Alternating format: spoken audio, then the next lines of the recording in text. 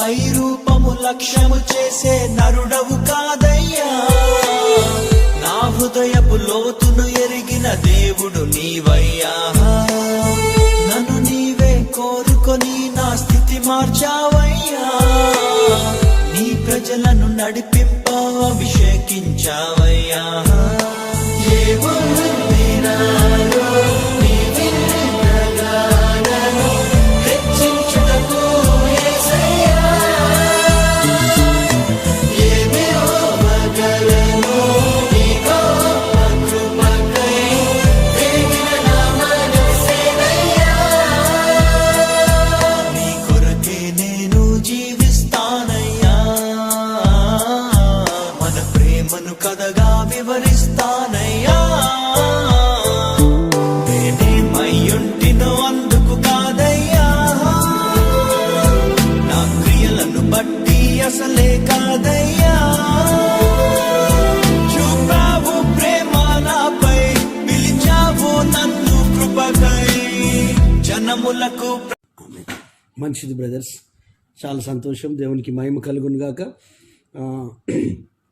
నిన్న మనం ఎస్తేరు మొదటి గ్రంథంలోని అనేక విషయాలు మనం ధ్యానం చేస్తున్నాం. రాజు భౌతికమైన విషయాలకు విలువివ్వడం ద్వారా ఎంత నష్టపోయాడు, ఎంత ఇబ్బంది పడ్డాడు, ఎన్ని విధాలుగా తాను విలువలు కోల్పోయాడు. మన అంశం ఏంటంటే తన సౌందర్యాన్ని ప్రజలకు చూపించాలనుకున్నాడు. అంటే భౌతికమైన సౌందర్యానికి ప్రాధాన్యత ఇచ్చి తాగిన మత్తులో తప్పుడు నిర్ణయం తీసుకోవడం ద్వారా 127 సంస్థానాలలో ఒక అలజడి, ఒక న్యూసెన్స్. అంటే రాజు భార్య రాజు మాట వినట్లేదట. ఈ రాజు మంత్రుల సలహా తీసుకోవడం. భార్య భర్తల విషయంలో ఎప్పుడైనా ఇతరుల సలహా తీసుకోకండి. ఎందుకంటే మీరిద్దరే ఒకరికొకరు ప్రభు సన్నిధిలో ప్రార్థన చేసుకొని నిర్ణయాలు తీసుకొని ముందుకు వెళ్ళాలి తప్ప, కానీ వేరే వాళ్ళ ద్వారా మీరు నిర్ణయాలు తీసుకుంటే మీరు ముందుకు వెళ్ళలేరు ఫ్యామిలీలో. కాబట్టి ఎప్పుడైనా మన కుటుంబంలో థర్డ్ పర్సన్ ఎంటర్ కావద్దు. తర్వాత మనం దేవునికి చెప్పుకోవచ్చు, ఇతరులకు చెప్పాల్సిన అవసరం లేదండి. మన లైఫ్ మనకు తెలుసు, మన ఫ్యామిలీ గురించి మనకు తెలుసు. బయటి జనం ఎన్నని అనుకునివ్వండి, ఎట్టి పరిస్థితిలో మీ కుటుంబ విషయాలు, మీ భార్య భర్తల విషయాలు, మీ పిల్లల విషయాలు వేరే వాళ్ళకు తెలియనివ్వద్దు. తెలిస్తే ఏమైపోద్ది, మన క్లోజ్ ఫ్రెండ్సే కావచ్చు, మన కుటుంబ సభ్యులే కావచ్చు, మన ఆత్మీయులే కావచ్చు. ఎందుకంటే మనుషులు కదా, ఎప్పుడు ఒకేలాగా ఉండలేరు.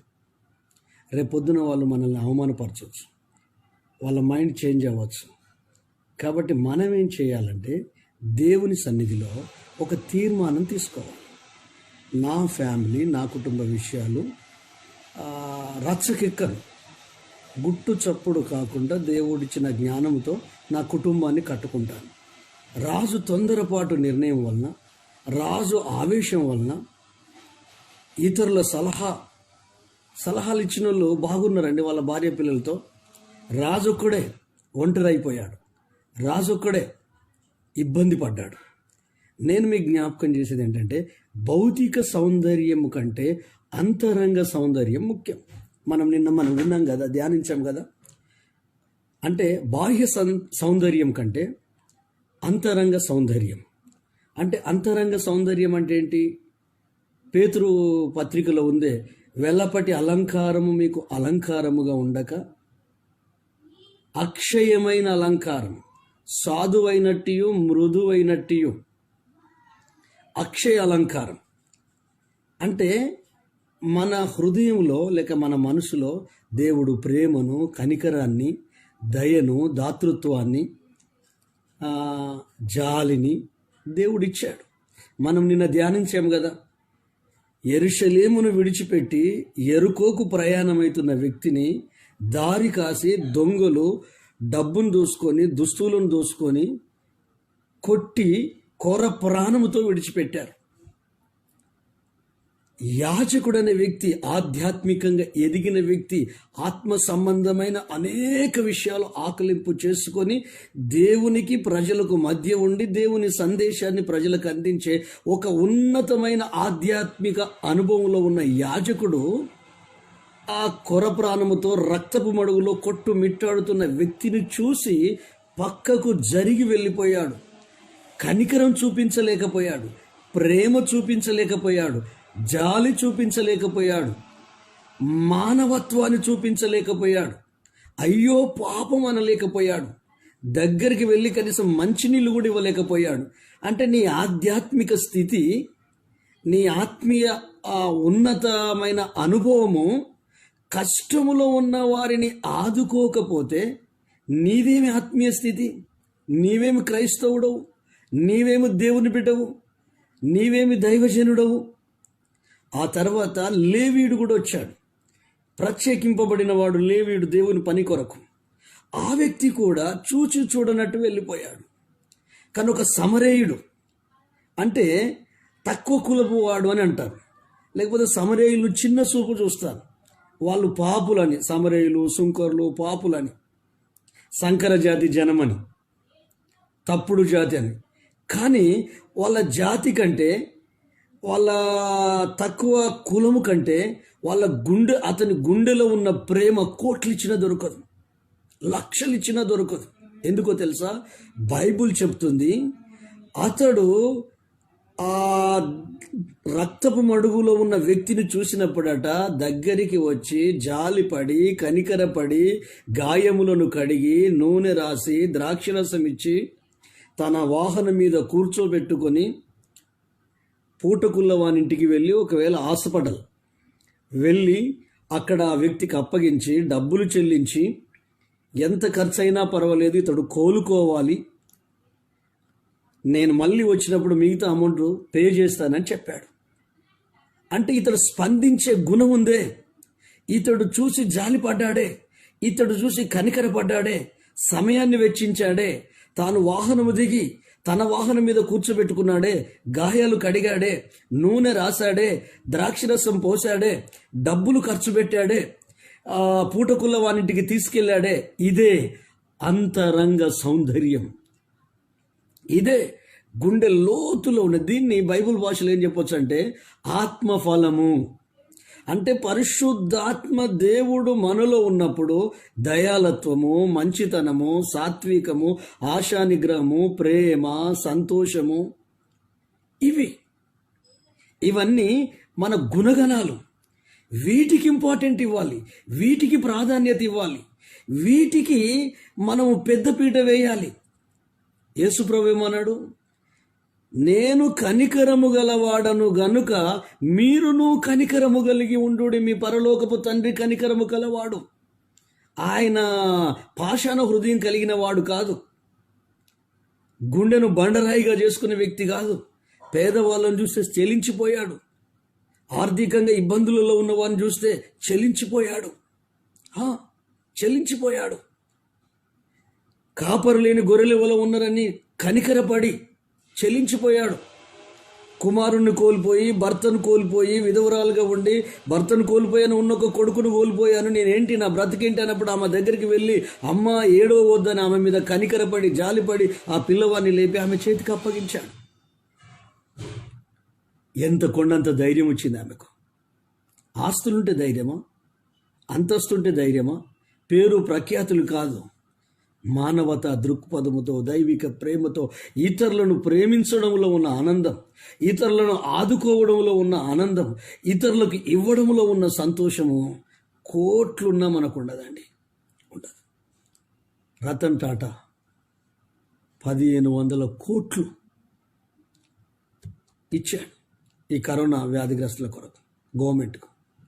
6 లక్షల కోట్లు నా సొంత ఆస్తి అయినా నేను ఇస్తానని చెప్పాడు. 1500 కోట్లు అంటే మామూలు విషయమా? నీకు చేతనైంది, నీకు తెలిసింది చెయ్యి. నిన్న మనం ధ్యానించాము కదా రూతు గురించి. ఆమె ఆత్మీయ సౌందర్యం అంటే సంబంధాలకు, బాంధవ్యాలకు విలువనిచ్చింది, ప్రేమకు విలువనిచ్చింది.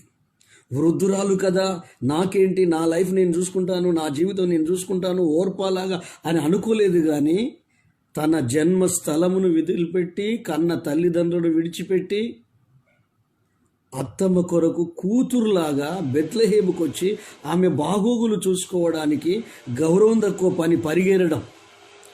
ఆ అత్తమ్మ వెళ్ళమని చెప్పలేదు. బాధ్యతతో నిండు మనసుతో అంకిత భావంతో ఆమెకు అండదండగా నిలబడి, అత్తమ్మ నీవు పర్మిషన్ ఇస్తే నేను పరిగెరుకొని వచ్చి మనమిద్దరం భుజిద్దామని చెప్పింది. ఆ యజమానుడు బోయాజ్ అంటాడు, నీ పెనిమిటి చనిపోయిన తరువాత నీ సొంత గ్రామాన్ని విడిచిపెట్టి, నీ తల్లిదండ్రులని జన్మభూమిని విడిచిపెట్టి, నీ వెరుగని ఈ ప్రాంతానికి కొత్త ప్రజల మధ్యలోకి వచ్చి నీవు చూపిన ఆ ప్రేమ, కనికరము, ఆ దాతృత్వము అదంతా నాకు తెలిసిపోయింది. నీ గురించి మంచి సాక్ష్యం ఇస్తున్నారు. భౌతికమైన సౌందర్యము కాదు, అంతరంగ స్వభావం ముఖ్యం. మన గుణగణాలు ముఖ్యం, మన వ్యక్తిత్వం ముఖ్యం, మనం స్పందించడం ముఖ్యం. లేవీయుడు స్పందించాడా? స్పందించలేదు. యాజకుడు స్పందించాడా? స్పందించలేదు. ప్రసంగాలు చేస్తారు, ప్రార్థనలు చేస్తారు, ఉపవాసాలు ఉంటారు, ఆరాధనలు చేస్తారు, వాక్యం చదువుతారు, మందిరానికి వస్తారు. కానీ క్రియలల్లో పెట్టాలి, క్రియలలో పెట్టాలి. రూతు చేతిలో ఏముంది? దరిద్రురాలు. ఇద్దరు కడుపేదరికంలో ఉన్నారు. బంధువులు లేరు, అన్నదమ్ములు లేరు, కుటుంబ సభ్యులు లేరు, పొలము లేదు, పాడుపడ్డ ఇల్లును శుభ్రం చేసుకొని ఉన్నారు. ఎందుకు వచ్చింది? నయోమి కోటీశ్వరాలని వచ్చిందా? నయోమికి డబ్బుందని వచ్చిందా? ఆస్తి చేజిక్కోవచ్చని వచ్చిందా? బంధం, సంబంధం, ప్రేమ, ఆప్యాయత, అనురాగం, దైవిక ప్రేమ, మంచి మనసు, అర్థం చేసుకునే గుణం, అంకిత భావం, ఫెయిత్ఫుల్నెస్. అందుకే ఆమె ఆ విధంగా చొరవ తీసుకుని వెళ్ళి ఆమె ఎడల ఆమె అవసరతను గుర్తించింది. ఇప్పుడు నయోమికి నా అవసరత ఉంది, నా భర్త చనిపోవచ్చు, మా మామయ్య చనిపోవచ్చు, వీళ్ళెవ్వరు లేకపోవచ్చు, ఓర్పా వెళ్ళిపోవచ్చు, కానీ ఈమెకు నా అవసరత ఉంది అంటే ఈమె గుర్తించింది. నయోమి అనలేదు, నయోమి వెళ్ళిపోమ్మా అని చెప్పింది. నీవు పెళ్లి చేసుకోమా, ఓర్ప వెళ్ళినట్టు నేను వెళ్ళనత్తమ్మా, నీ జనమే నా జనం, నీ ప్రజలే నా ప్రజలు, నీ దేవుడే నా దేవుడు, నీవెక్కడ చనిపోతే అక్కడనే చనిపోతాను, నువ్వు మృతి నొందిన చోటు నేను మరణమే మనల్ని ఎడబాపాలి. ఇంత డీప్నెస్ ఎక్కడి నుంచి వచ్చింది? నయోమి ప్రవర్తన వల్ల వచ్చింది, నయోమి గుణగణాల వల్ల వచ్చింది. సొంత తల్లి కంటే ఎక్కువ రూతును ప్రేమించి, రూతు నయోమిని ప్రేమించేటట్టు చేసిందంటే ఆ నయోమి వ్యక్తిత్వం, నయోమి గుణగణం. ఎందుకంటే వాళ్ళ గురించి ఆలోచించింది, యవనస్తుల గురించి. మీరు మీ తల్లిదండ్రుల ఇంట్లోకి వెళ్ళండి, మీరు మలరా పెళ్లి చేసుకోండి, నేను ముసలిదానును, నా జీవితం అయిపోయింది, మీరు బాగుండాలి, మీరు క్షేమంగా ఉండాలని వాళ్ళ క్షేమం గురించి ఆలోచించింది. కానీ ఈ రూత్ ఏం చేసింది? నయోమి క్షేమం గురించి ఆలోచించింది. మేము వెళ్ళిపోతాం, నీ బ్రతికేంటి, నువ్వు ఎలా బ్రతుకుతావు, నా జీవితాన్ని సాక్రిఫైస్ చేస్తాను అని ప్రేమను చూపించడంలో, ఆప్యాయతను చూపించడంలో, అనురాగాన్ని హృదయాన్ని వాడింది, మనసును వాడింది, ఆలోచనలు వాడింది, బుద్ధిని వాడింది, వివేకాన్ని వాడింది.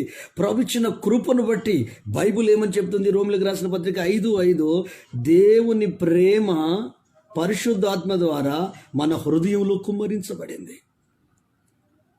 ఆత్మీయ సౌందర్యం అది అందనంత ఎత్తులోకి తీసుకెళ్తుంది. రూతుకి ఏమన్నా కొదువైందండి? బోయాజు వివాహం చేసుకున్నాడు, ఆ ఊరు ఆసామి, కోటీశ్వరాలు అయిపోయింది. అక్కడితో ఆగిపోలే, ఓబేదును కన్నది. అక్కడితో ఆగిపోలే, ఓబేదు యెషై దావీదును, దావీదు వంశం నుండి యేసయ్య.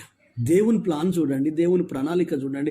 ఇవన్నీ జరుగుతాయని చేయలేదు, బాధ్యతాయుతంగా చేసింది. ఆ పరిస్థితులను గమనించి ఆ పరిస్థితిలో ఒదిగిపోయి అవసరతలు తీర్చడం కొరకు తాను చొరవ తీసుకొని కొత్త ఏరియాలో, కొత్త ప్రాంతంలో, తాను ఎరగని మనుషుల మధ్యలోకి పరిగెట్టుకోవడానికి ఒక పరిచయం లేని వ్యక్తి వెళ్ళి అంకిత భావంతో చేసింది. అదే భౌతిక సౌందర్యం అంటే నేను మీకు జ్ఞాపకం చేస్తానని చెప్పాను.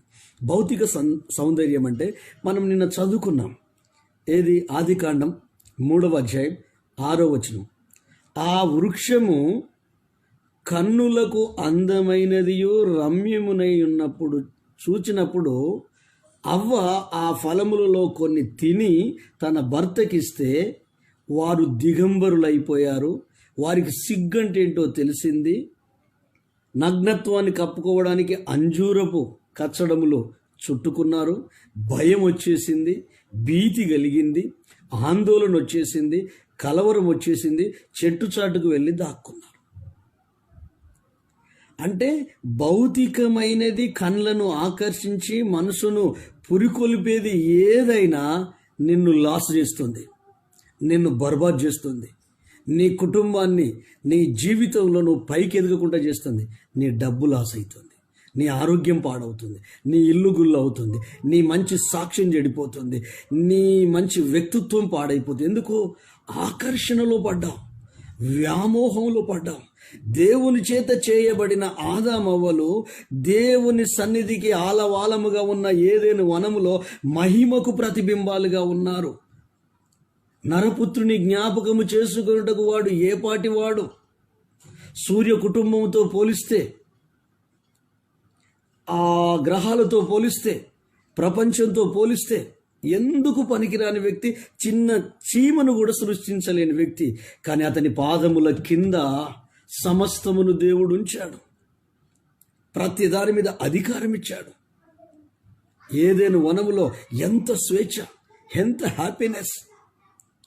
ఎప్పటి వరకైతే కళ్ళకు అందమైనది ఆకర్షించలేదో ఆ సాతానుడు, ఆ ఘట సర్పము, ఆ పాము రూపంలో ఉన్న సాతానుడు లూసిఫర్, ఓ అవ్వా నువ్వు పండు తినకవ్వా, చూస్తే తప్పేముంది, ఒక్కసారి నువ్వు చూడు, అది చూసినప్పుడు అని ఉంటుంది అక్కడ. చూచినప్పుడు కన్నులకు అందమైనదియు. ఈ భౌతికమైన ఆకర్షణ నేను తప్పుదారిలోకి నడిపిస్తుంది. విచక్షణ జ్ఞానం కోల్పోతావు, బుద్ధిని కోల్పోతావు, తెలివిని కోల్పోతావు. బైబిల్ చెప్తుంది. చూద్దామా? ఆదికాండం 37వ అధ్యాయం. అక్కడ ఏం జరిగిందో చూద్దాం. ఆదికాండం 37వ అధ్యాయం.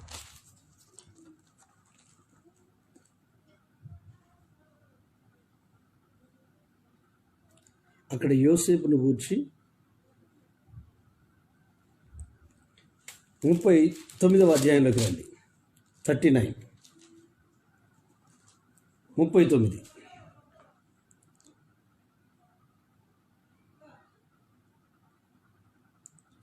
5వ వచనం నుండి చదువు.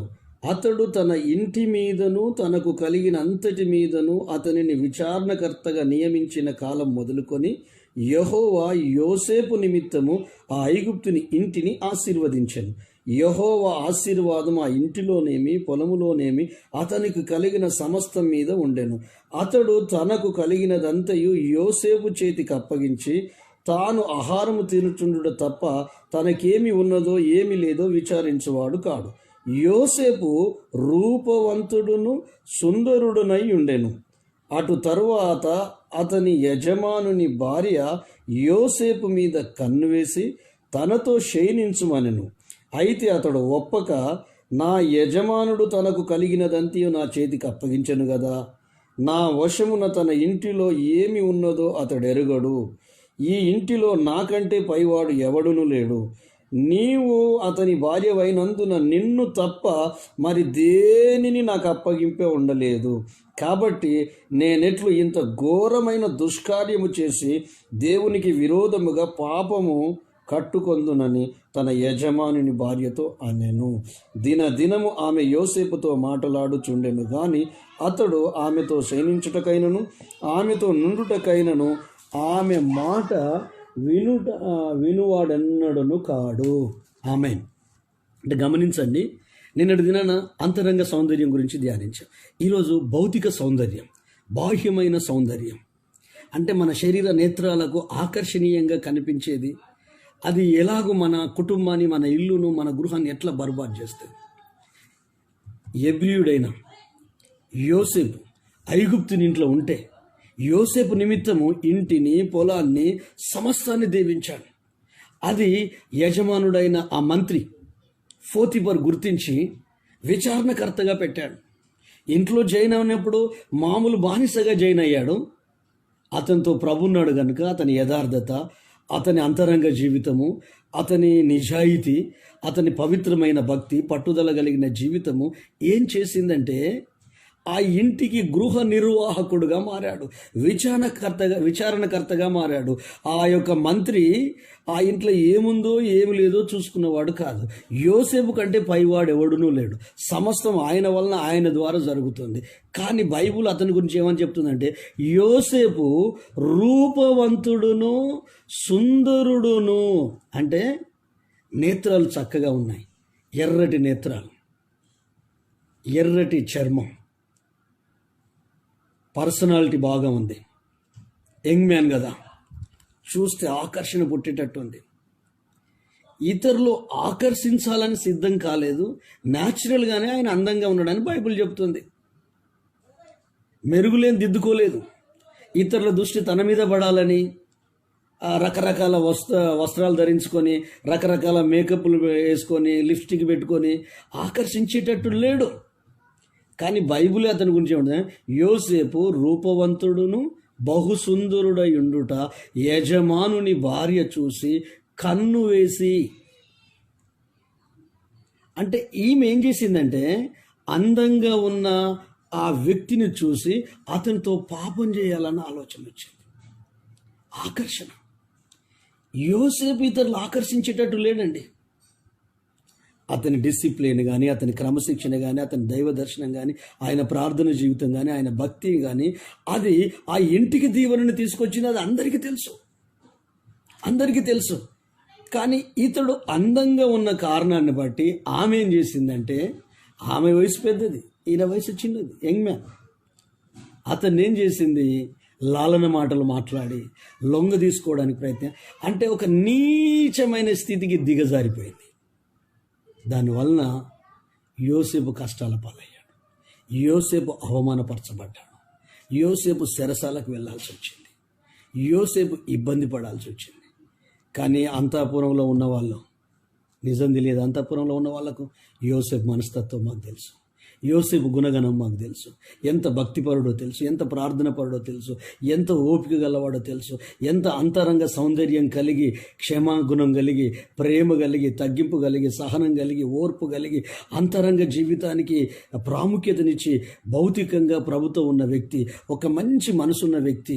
గొడవలు పడడు, కొట్లాట పెట్టుకోడు, అసహించుకోడు, దూషించడు, ద్వేషించడు, అడ్జస్ట్ అయిపోతాడు, రాజీ పడతాడు, క్షమిస్తాడు, మర్చిపోతాడు, అక్కసుగా కోపానికి రాడు.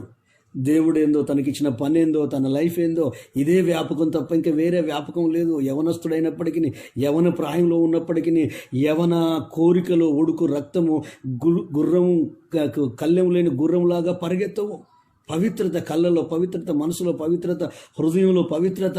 అతను ఏమి చెడు బుద్ధి ఉన్నట్టు లేదు, కానీ యజమానుని భార్యకే చెడు బుద్ధి ఉన్నట్టు బైబిల్ చెప్తుంది. అతడేం పిచ్చి పిచ్చి ఆలోచించినట్టు బైబిల్ చెప్పట్లేదు, కానీ యోసేపు నిమిత్తమే దేవుడు పోతీఫర్ ఇంటిని, సమస్తాన్ని దీవించాడు అని చెప్తుంది బైబిల్. అతని పవిత్రత, కళ్ళల్లో పవిత్రత, మనసులో పవిత్రత, హృదయంలో పవిత్రత. కానీ ఈమెకు ఆ బాహ్య శరీరాన్ని చూసి, ఆ చక్కని నేత్రాలను చూసి, ఆ బాడీ బిల్డర్ను చూసి, ఆ అందంగా కనిపించిన యవన ప్రాయంలో ఉన్న వాళ్ళు ఎవరైనా, అమ్మాయిలే కానీ అబ్బాయిలే కానీ, యవన ప్రాయంలో ఉన్నవాళ్ళు వాళ్ళు చూస్తే ఇష్టం కలిగేటట్టు ఉంటారు. ఆ ఏజే అలాంటిది.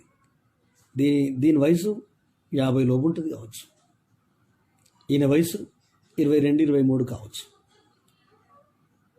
ఒకసారి ఆలోచించు, 28 కావచ్చు. అంటే 25 తల్లి ఎంత వయసు. ఎందుకు ఈ పాడు బుద్ధి వచ్చింది అంటే, ఆమె భౌతికమైన సౌందర్యం మీద మనసు పెట్టింది, భౌతికమైన సౌందర్యానికి ప్రయారిటీనిచ్చింది. ఈ భౌతికమైన సౌందర్యానికి ఎవరైతే ప్రయారిటీనిస్తారో, ఎవరైతే ప్రాధాన్యతనిస్తారో, వాళ్ళు పాపంలో పడిపోతారు. నేను రెఫరెన్స్ చెప్పను, ఆదికాండం 34వ అధ్యాయంలో ఉంటుంది. దీనా ఆమె అక్కడ ఉన్న ఊరును చూడడానికి వెళ్ళొద్దట తన చెలికత్తెలతో, ఫ్రెండ్స్తో.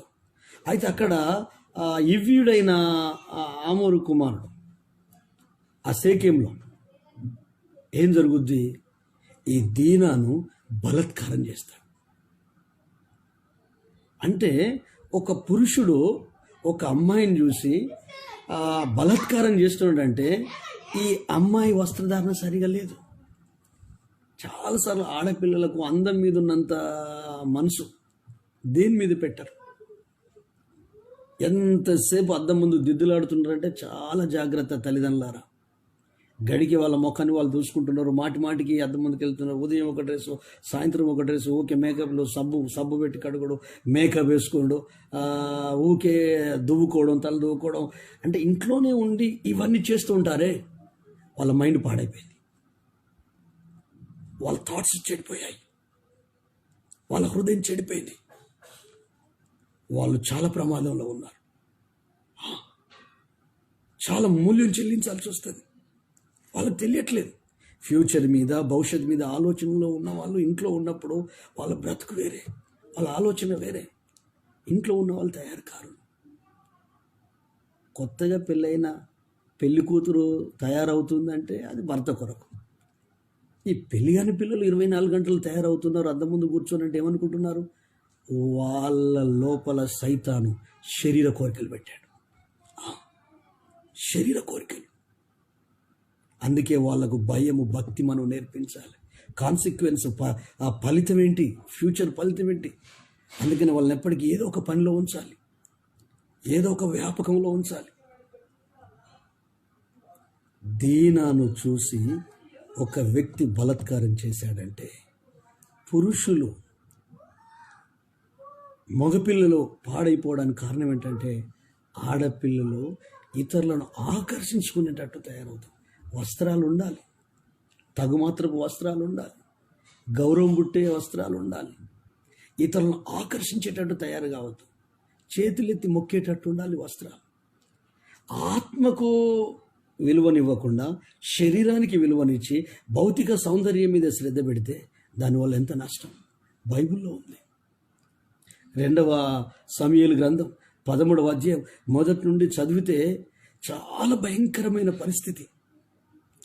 అమ్మోను, అబ్షాలోముకు ఒక చెల్లె ఉంటుంది. దావీదుకు చాలామంది భార్యలు, తండ్రి ఒక్కటే తల్లులు వేరు, తండ్రి ఒక్కడే తల్లులు వేరు, చాలామంది భార్యలు. కాబట్టి అబ్షాలోము తల్లి వేరే, అమ్మోను తల్లి వేరే. వీళ్ళిద్దరు అన్నదమ్ములే, కానీ ఒక తల్లి పిల్లలు కాదు, కానీ తండ్రి మాత్రం ఒక్కడే. అయితే అబ్షాలోముకు ఒక చెల్లె ఉంది, ఆమె పేరు తామార్.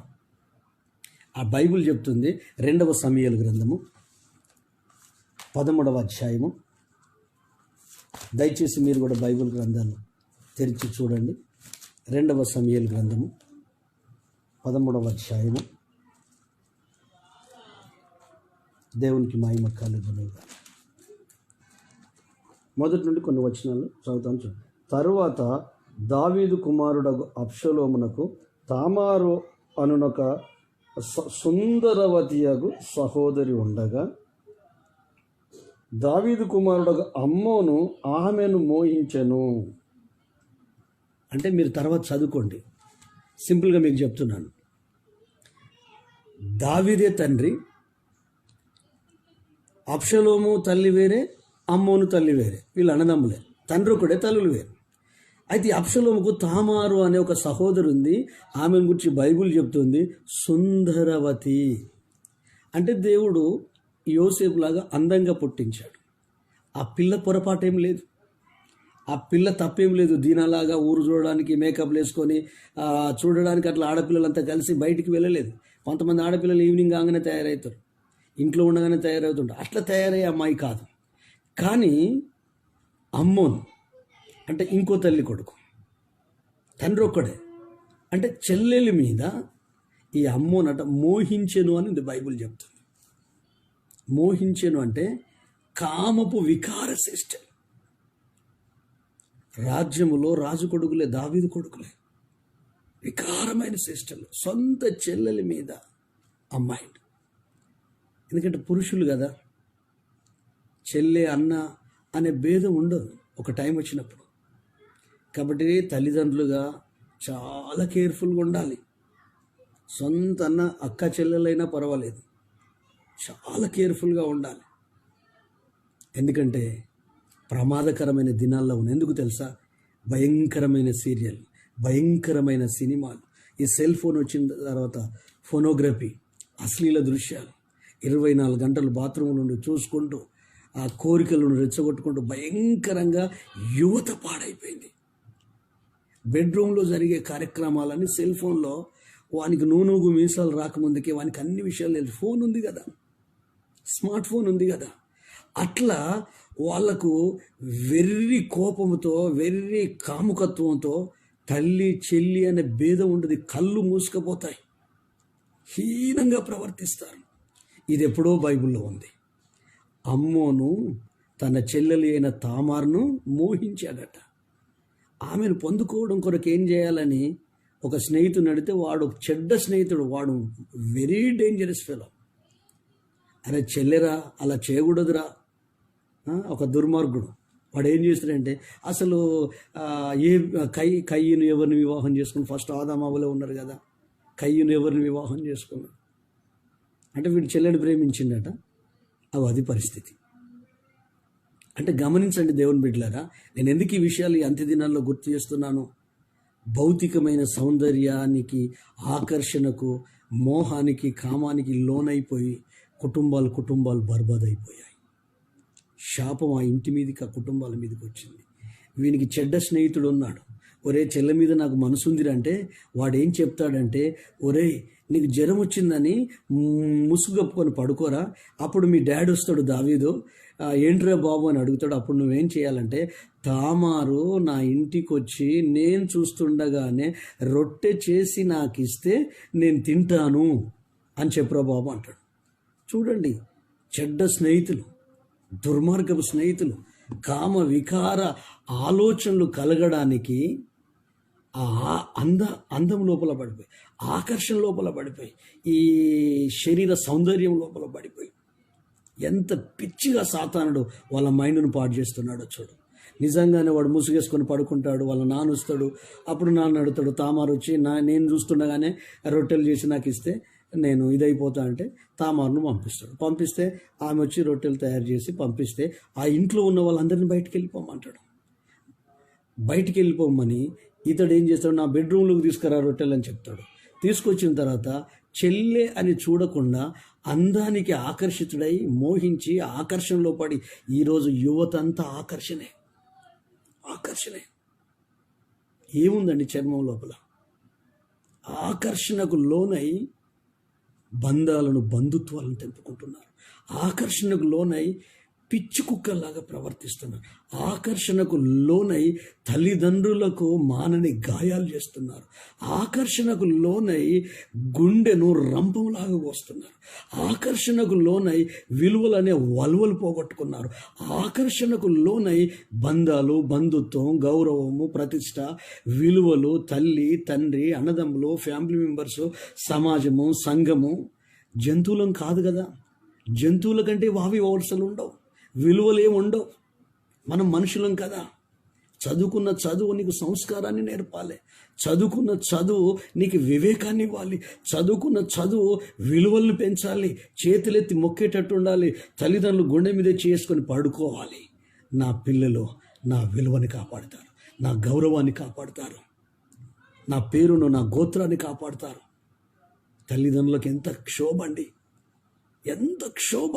నువ్వు నచ్చిన అమ్మాయి ఎంబడి తిరుగుతుంటే, నువ్వు నచ్చిన అబ్బాయి ఎంబడి తిరుగుతుంటే తల్లిదండ్రులకి ఎంత మానసిక క్షోభ.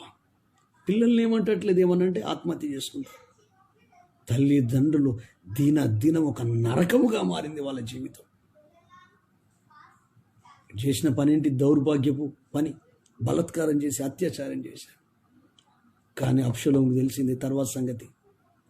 ఈమె ఆత్మహత్య చేసుకొని చనిపోతే భయంకరమైన పరిస్థితి.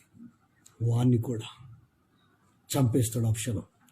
సేమ్ ఇతడు ఎలా చేస్తాడో, విందుకు పిలుస్తాడు, భోజనాన్ని పిలిచి నమ్మించి పొడిచి చంపేస్తాడు. కుటుంబంలో కలతలు, ఇంట్లో నెమ్మది లేకపోవడం, గలిబిలి, నరకప్రాయం. భోజనం చేసే పరిస్థితి ఉండదు, నిద్ర రాదు. ఎందుకు? ఫ్యామిలీలో అన్నదమ్ములు చంపుకున్నారు. చెల్లెను పాడు చేసినందుకు ఆమె ప్రాణాలు వదిలేయాల్సి వచ్చింది. బహుభయంకరమైన దౌర్భాగ్య స్థితి. ఎంత చదువున్నా, ఎంత జ్ఞానం ఉన్నా, ఎంత టెక్నాలజీ ఉన్నా, ఎన్ని రకాల అనుభవాలున్నా సైతానుడు కంటికి అందమైన దాని వైపు మీ మనసును ఆకర్షిస్తున్నాడు. మీ ఆలోచనలు అటువైపు లాగుతున్నాయి, మీ హృదయం అటువైపు లాగుతుంది. పరమగీతం 5వ అధ్యాయంలో ఉంటుంది, యేసుక్రీస్తు ధవలవర్ణుడు, రత్నవర్ణుడు, 10,000లో అతి సుందరుడు. 53 యెషయా గ్రంథం ఉంటుంది, మేము తెలియజేసిన సమాచారం ఎవడు నమ్మాడు? యెహోవా బాహువు ఎవనికి బయలుపరచబడెను? అతడు ఎండిన మొక్క వలెను, లేత మొక్క వలెను అతడు అతని ఎదుట పెరిగెను. స్వరూపమైనను సొగసైనను లేదు, రత్నవర్ణుడుగా మారిపోయాడు అందగాడైన యేసు. అందానికి శిక్ష సిలువ. రేపు గుడ్ ఫ్రైడే, రేపు మనం సిలువ ధ్యానం చేస్తాం 3 గంటల నుండి 3 o'clock ఉంటుంది మనకు లైవ్ ప్రోగ్రాం. అంత సౌందర్యం కలిగిన ధవలవర్ణుడు, 10,000 మందిలో గుర్తించగలిగే సుందరుడు, అందగాడు, అతనికి స్వరూపము సొగసు లేదు. మనం అతన్ని చూసి అపేక్షించున్నట్లుగా అతనికి స్వరూపము సొగసు లేదు. అంటే ఇష్టపడేంతగా లేదు, వికారంగా మారిపోయింది. ఆయన దానికి శిక్షను విధించాడు సిలువ మీద, అందానికి. అంటే దాని అర్థం స్నానం చేసుకోవద్దు, కొత్త బట్టలు వేసుకోవద్దు, ఇస్త్రీ చేసుకోవద్దు, పేరెల్లోలు పెట్టుకోవద్దు అనేది కాదు. ఇతరులను ఆకర్షించేంతగా సెలబ్రిటీ లాగా, హీరోయిన్ లాగా సెలబ్రిటీ ఆకర్షించుకుంటారు. వాళ్ళ బాడీ లాంగ్వేజ్, వాళ్ళ ఆకృతి, ఎవరి దృష్టి మన మీద పడకుండా నిండుగా మన వస్త్రాలు కప్పుకొని, మనల్ని చూస్తే భక్తి, మనల్ని చూస్తే ప్రేమ. ఈరోజు నా ప్రభు నీతోనే మాట్లాడుతున్నాను. యవనస్తుడా, యవనస్తురాగా వేటికి డబ్బులు వెచ్చిస్తున్నావు? సౌందర్యం కొరకు క్రీములు, బ్యూటీ పార్లర్లు, ఏవేవో క్రీములు పెట్టి నీ మంచి న్యాచురల్ బ్యూటీ ఏంటండి? దేవుడిచ్చిన అందం ఉంది, దానికి ఇంత సబ్బో ఫెరోన్లో పెట్టుకొని నీట్గా తయారై దూసుకొని తలస్నానం చేసుకొని పాత బట్టలైన ఇస్త్రీ చేసుకొని చక్కగా వేసుకోవచ్చు. కానీ మెరుగులు దిద్దుడు, ఐబ్రోస్ కట్ చేసుడు, ఈ కన్రెప్పలు లేకపోయినా ఈ కన్రెప్పలు పెట్టుకుని లిప్స్టిక్ పెట్టుడు, ఏంటి ఇది? ఆ మేకప్ చూస్తే మనం చూడలేం, మేకప్ని తీసేస్తే. అంతరంగ సౌందర్యం కావాలి. ఇక్కడ ఒకే ఇంట్లో మరణాలు జరిగాయి, ఒకే ఇంట్లో కుటుంబ కలహాలు జరిగాయి. ఆ ఫ్యామిలీలో నెమ్మది లేదు, దావీదు కుటుంబంలో నెమ్మది లేదు, దావీదు ఇంట్లో సమాధానం లేదు, సంతోషం లేదు. కొడుకులు ఒకరినొకరు చంపుకుంటున్నారు, కూతుర్ని పాటు చేశారు. గందరగోళమైన పరిస్థితి. బైబుల్ ఎందుకు పవిత్ర గ్రంథం అంటే మంచి అన్నీ రాపిచ్చి చెడు అన్నీ తీసేయలే. ఎవరు తప్పు చేస్తే అది రాపిచ్చాడు, ఎవరు మంచి చేస్తే అది రాపి. అందుకే ఇది పవిత్ర గ్రంథం, వెనుకేసుకు రాలే, ప్రతిదీ చూపించాడు. ఈ యుగాంతమందున మనకు బుద్ధి కలుగుట కొరకు ఇవి వ్రాయించి పెట్టాడు యేసయ్య. ఈ రోజులలో చూడండి ఫ్యాషన్ షో,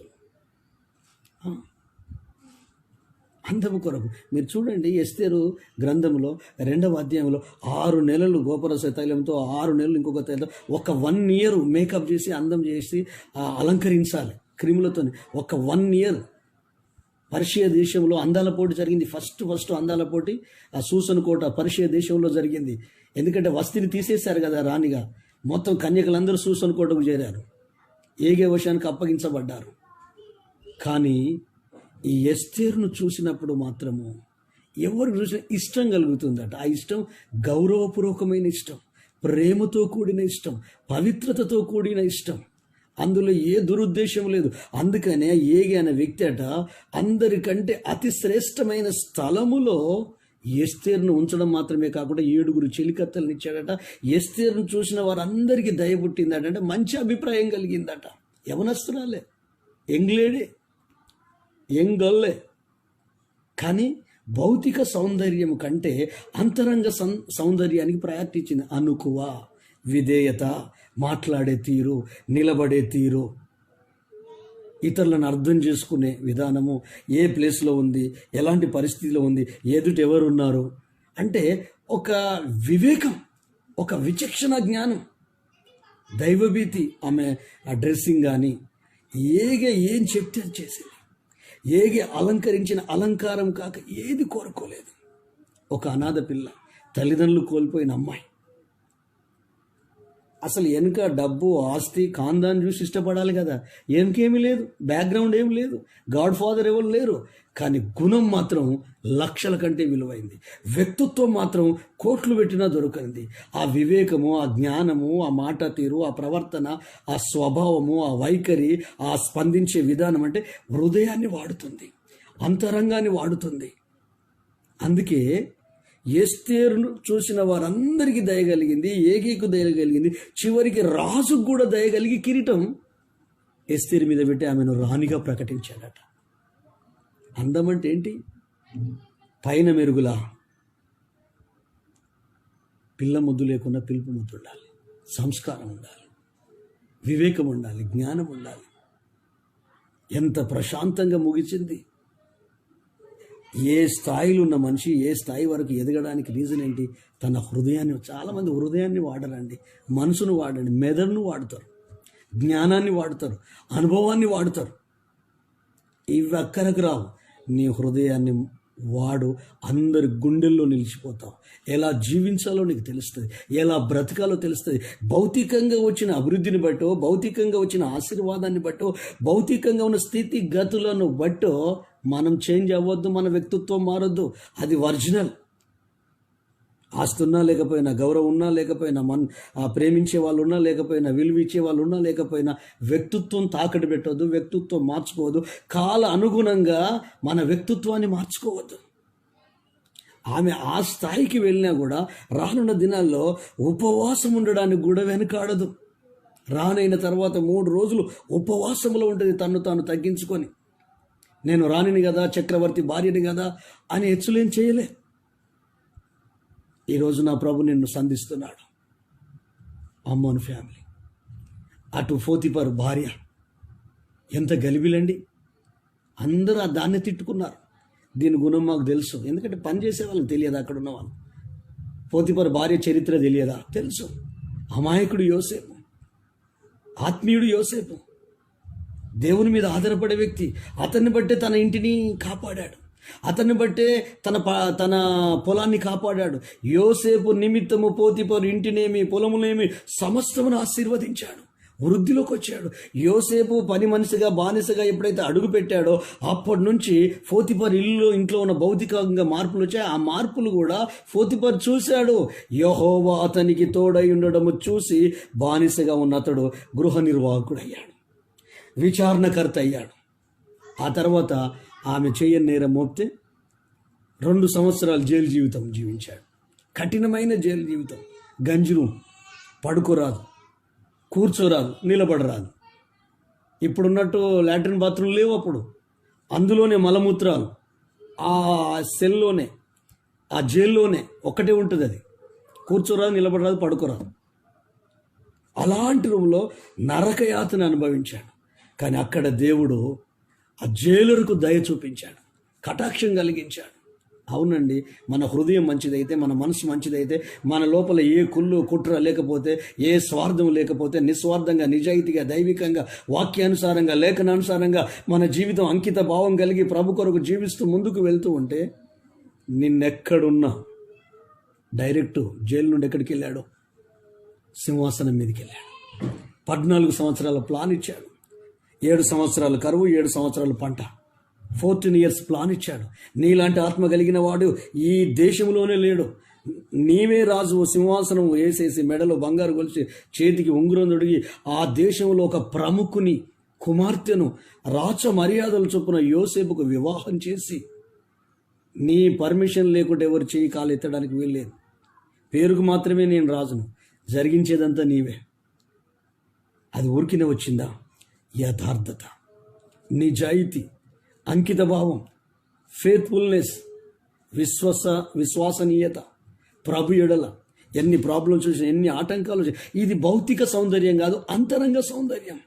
నేను దుష్కార్యం చేయలేను, నేను ఒప్పుకోను అని సెల్ఫ్ కంట్రోల్ చేసుకున్నాడు. ఇంద్రియ నిగ్రహము కలిగి జీవించాడు.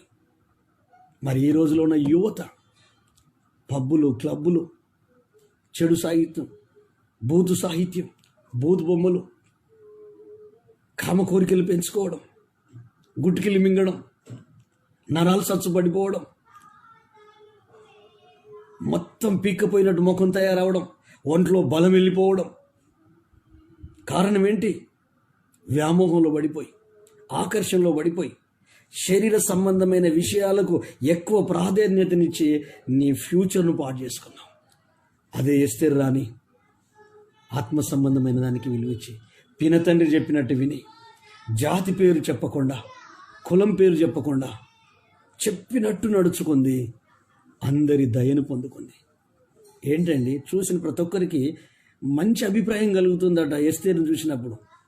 ఈ రూపాన్ని చూస్తే అభిప్రాయం కలుగుతుందా? మన ప్రవర్తనను, మనం ప్రవర్తించే తీరు, మనం స్పందించే విధానము, ఎదుటి వ్యక్తిని అర్థం చేసుకునే విధానము, మాట్లాడే విధానము, మన హృదయము, మన మనసు ఏంటి అనేది ప్రజలకు తేటగా కనిపిస్తుంది. తెరిచిన పుస్తకంలాగా యథార్థత కళ్ళల్లో కనిపిస్తుంది, మంచితనం హృదయంలో కనిపిస్తుంది, చేతల్లో కనిపిస్తుంది, మాటల్లో కనిపిస్తుంది, క్రియలలో కనిపిస్తుంది.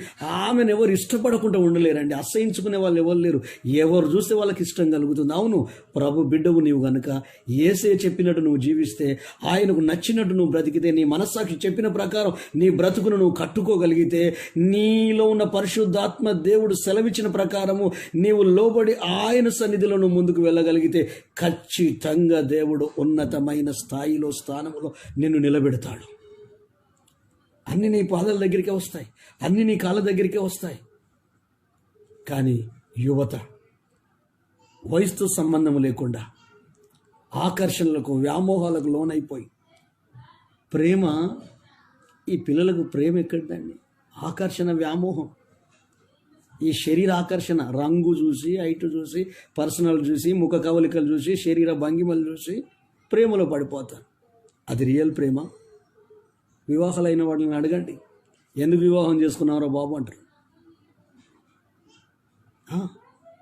ఒక్క సంవత్సరం ఉంటుంది కావచ్చు హ్యాపీనెస్, ఆ తర్వాత ఇదొక జీవిత కైలు, ఇదొక రొంపి అనేవాళ్ళు కొంతమంది. కానీ ఇందులో ఉన్న మాధుర్యం ఎవరికైతే వాక్యానుసారంగా జీవిస్తారో, వివాహంలో ఉన్న మాధుర్యం, వివాహము పవిత్రమైంది, పాన్పు నిష్కల్మషమైంది, అదొక పవిత్రమైన బంధం. దాన్ని వివాహం కాకముందే దాన్ని భంగపరుస్తున్నారు. వివాహం కాకముందే అన్ని రకాల రుచులు టేస్ట్ చేస్తున్నారు. దానివల్ల ఇంటి మీదకి శాపం, కుటుంబం మీదకి శాపం, పిల్లల మీదకి శాపం, కుదురని రోగాలు వస్తాయి, అర్ధాంతంగా ఆయుష్ ఆగిపోతుంది. యాక్సిడెంట్ రూపంలో, రోగం రూపంలో ఎప్పుడు చచ్చేదాకా మనం తెలియదు. ఎందుకంటే పాపం చేయవాడేవాడో వాడు మరణం నొందుతాడు. మనకు అర్థం కాక లోకమిచ్చే తేనె పట్టును జుర్రుకుంటున్నావేమో.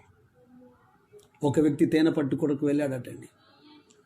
చాలా సంతోషిస్తున్నాడు, జోరుకుంటున్నాడు, తీసుకుంటున్నాడు, అబ్బా అనుకుంటున్నాడు. కానీ ఆ చెట్టు కింద సింహం, వీడెప్పుడు దిగితే అప్పుడు చంపుదామని చూస్తుంది. పాతాళము అపరిమితముగా నోరు తెరిచి చూస్తూ ఉంది, గర్జించు సింహమైన అపవాది. ఈరోజు ప్రభు నీతో మాట్లాడుతున్నాడు సహోదరుడా, సహోదరు నీతోనే మాట్లాడుతున్నాడు. దావీదు అంత పెద్ద రాజు కదా, వసంతకాలంలో యుద్ధానికి వెళ్ళకుండా ఇంట్లో ఉండి మిద్దె మీద అటు ఇటు సాయంకాలం పడి తిరుగుతుంటే, స్నానం చేసే స్త్రీని చూసినప్పుడు కామపు కోరికలు వచ్చి, రాజును కదా అని పిలిపించుకొని పాపం చేసి, ఈమెకు ప్రెగ్నెన్సీ వచ్చిందని చెప్పి యుద్ధంలో ఉన్న భరతను తీసుకొచ్చి, ఒరే నీ భార్యతో నువ్వు కాపురం చేసుకోరా బాబు అంటే, అతడు వెళ్ళడు, తాగిచ్చినా వెళ్ళడు. బాగా మందు తాగిస్తారు, వెళ్ళి కాపురం చేసుకోపో, వచ్చిన నిందను తొలగించుకుందామని.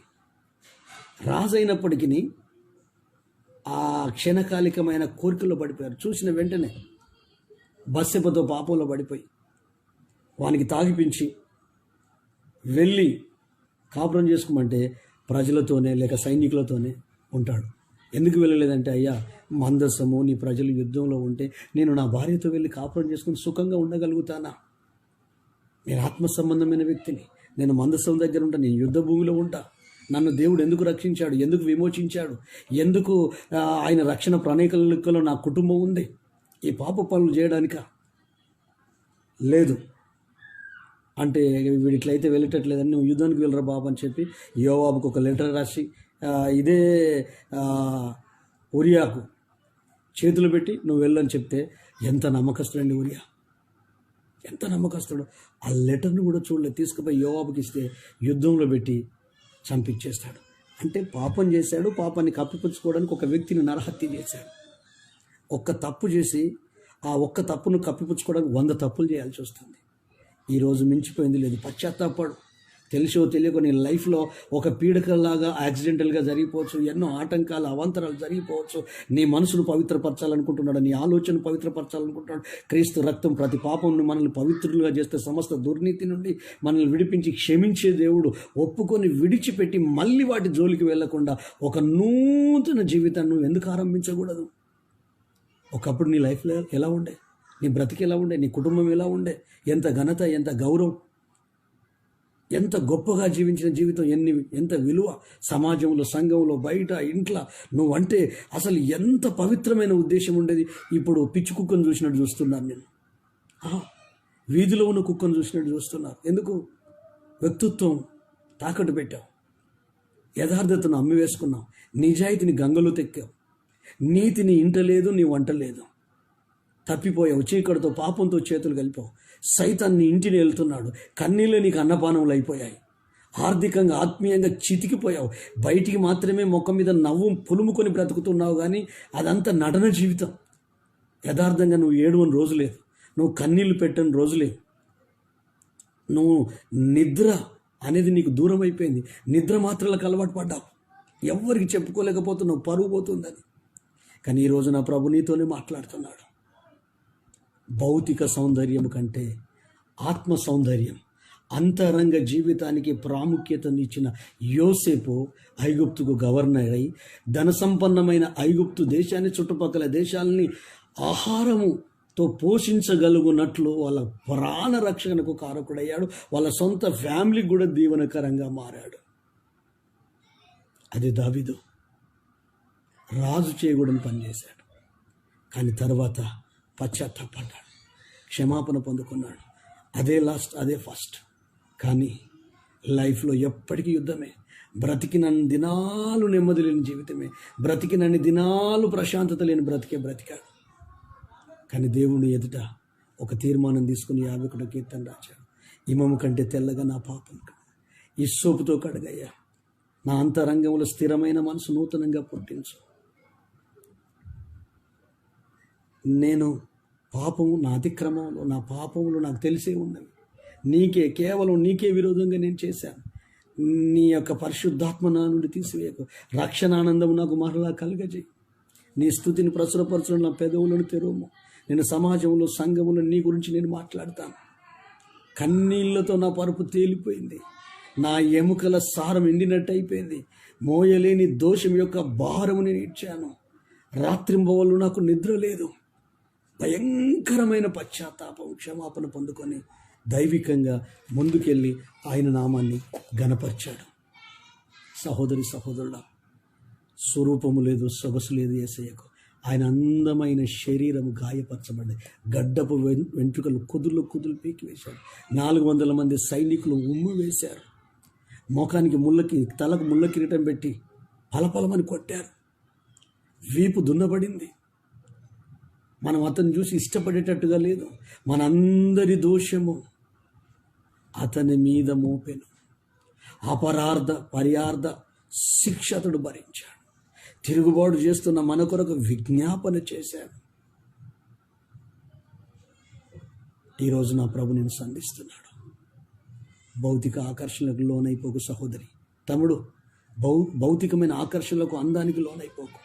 చిల్లి, భౌతికమైన ఆకర్షణలకు, అందాలకు లోనైపోకు. ఈ రంగుల ప్రపంచం మాయ ప్రపంచం. అసలైన జీవితం ఒకటి ఉంది. దేవుడు నీ కన్నులు తెరచునుగాక, నీకు వివేకం ఇచ్చునుగాక, ఆత్మ సంబంధమైన జ్ఞానం ఇచ్చునుగాక, భవిష్యత్తును గూర్చిన జ్ఞానము, విచక్షణ జ్ఞానము, వివేకము పరిశుద్ధాత్మ దేవుడు నీకు ఇచ్చునుగాక, వాక్కు చేత నీ జీవితాన్ని పట్టుకొనుగాక. నేను 17వ ఏట నా యేసు నన్ను రక్షించుకున్నాడండి. 13 నుండి 19 వరకు డేంజరస్ లైఫ్.